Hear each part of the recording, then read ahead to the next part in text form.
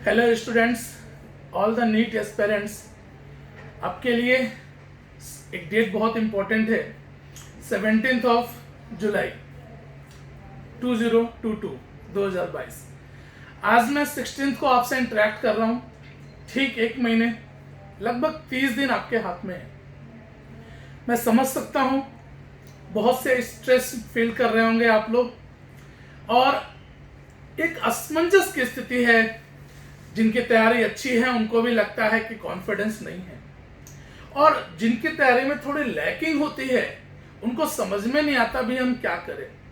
तो एक इंपॉर्टेंट कुछ टिप्स मैं देना चाहता हूं जो आपको फॉलो करने हैं, और ये 30 दिन आपके सबसे बेहतरीन होंगे, इस शुभकामनाएं देता हूं। देखो, सबसे पहले आपको प्रेजेंट में जीना है। हमारी एक गलती होती है कि हम पास्ट के जितनी भी गलतियां होती हैं उनको सोचते रहते हैं, और आने वाले समय में हम क्या कर पाएंगे जो कल्पनाओं में है उसके बारे में भी प्लानिंग करते रहते हैं। ये दोनों गलत है ना। मैं मानता हूं कि पास्ट की गलतियों से हमें सीखना होता है, लेकिन उस पर हम बहुत टाइम स्पेंड करें। अभी अपने पास टाइम बहुत इंपॉर्टेंट है, तो प्रेजेंट में सिनेरियो में, वर्तमान में जियो। मैं दो धर्म जो वर्ल्ड के सबसे बड़े धर्म हैं, हिंदू धर्म, सनातन धर्म, और क्रिश्चियन जिसमें बाइबल और गीता, उनके दोनों का एक स्टेटमेंट देना चाहूंगा, और दोनों का सार एक है। गीता बोलती है भगवान कृष्ण की आवाज में, कर्मण्येवाधिकारस्ते मा फलेषु कदाचन। यानी हमें कर्म करना है, प्रेजेंट में रहना है, फल की चिंता नहीं करना, वो होगा। बाइबल का स्टेटमेंट है, आने वाले कल का विचार मत करो, आने वाले कल की चिंता मत करो। दोनों का एक ही मैसेज है। अगर हमने प्रेजेंट सिनेरियो को संभाला तो फ्यूचर अपने आप ठीक होना है। अब मैं एक मैसेज देना चाहता हूं कि आपने समेटना है चीजों को। आपको सिर्फ और सिर्फ दो पॉइंट पे फोकस करना है, एक एनसीईआरटी और दूसरा प्रीवियस ईयर्स के क्वेश्चंस। बट इसमें हमें मल्टीपल टाइम पढ़ना है, एटलीस्ट 3 to 4 टाइम्स रिवीजन करना है। और एक महीने में साहब ये हो सकता है। आप एनसीईआरटी को बार बार रिपीट करो और आईवी क्वेश्चंस को बार बार रिपीट करो, प्रैक्टिस करो, क्योंकि 35 to 40% क्वेश्चंस के जो फ्रेम होते हैं आईवी क्वेश्चंस पर बेस में रिपीट करते हैं नीट में। तो ये एक पॉइंट आपको कॉन्फिडेंस लेना है। और दूसरी चीज जो सबसे इंपॉर्टेंट है, कोई भी टॉपिक्स इस समय डिटेल पढ़ने की कोशिश मत करो। हमें कॉन्साइज वे में आगे बढ़ना है, समराइज नोट्स पढ़ने हैं, पेपर भी हमें मॉक पेपर कंप्लीट सिलेबस के करने हैं नीट के पैटर्न के। और जो गलतियां आपसे होंगी उन गलतियों पे एनालिसिस करो, उनका मंथन करो, जिससे वो गलतियां रिपीट ना हो। तो यह दो पॉइंट्स आपको बार बार करना है।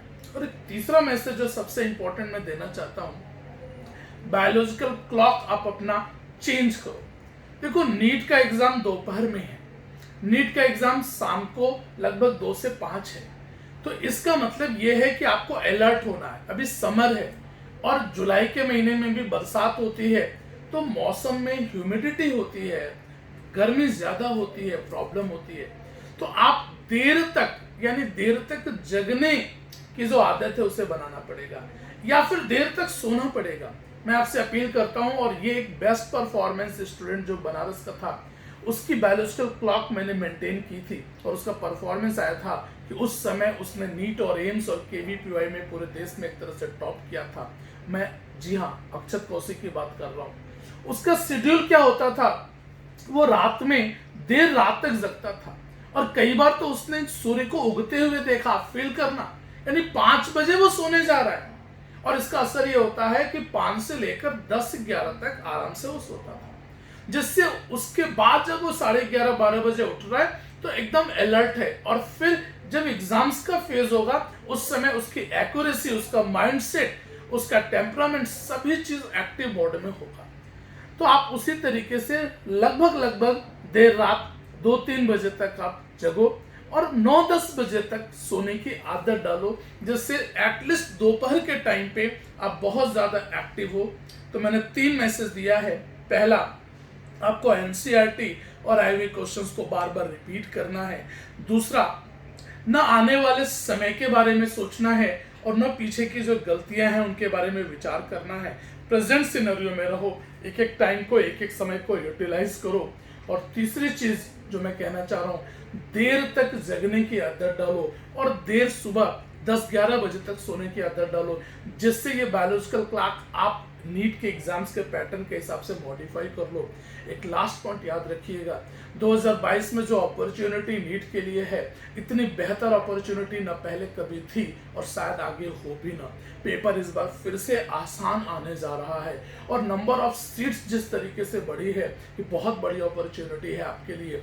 आपको इसको ग्रैस्प करना है। मेरी तरफ से ढेर सारी शुभकामनाएं हैं, लेकिन एक बात याद रखेंगे, थकना नहीं है, हारना नहीं है। दिनकर की कुछ लाइनें हैं, मंजिल नजदीक है, दिख रही है, थक कर हार गए क्या भाई, मंजिल दूर नहीं है, वो देखो पास खड़ी मंजिल इंगित से हमें बुलाती है, साहस से बढ़ने वालों के माथे पर तिलक लगाती है। मेरी तरफ से ढेर सारी शुभकामनाएं। Very best wishes for your NEET exams. Thank you very much.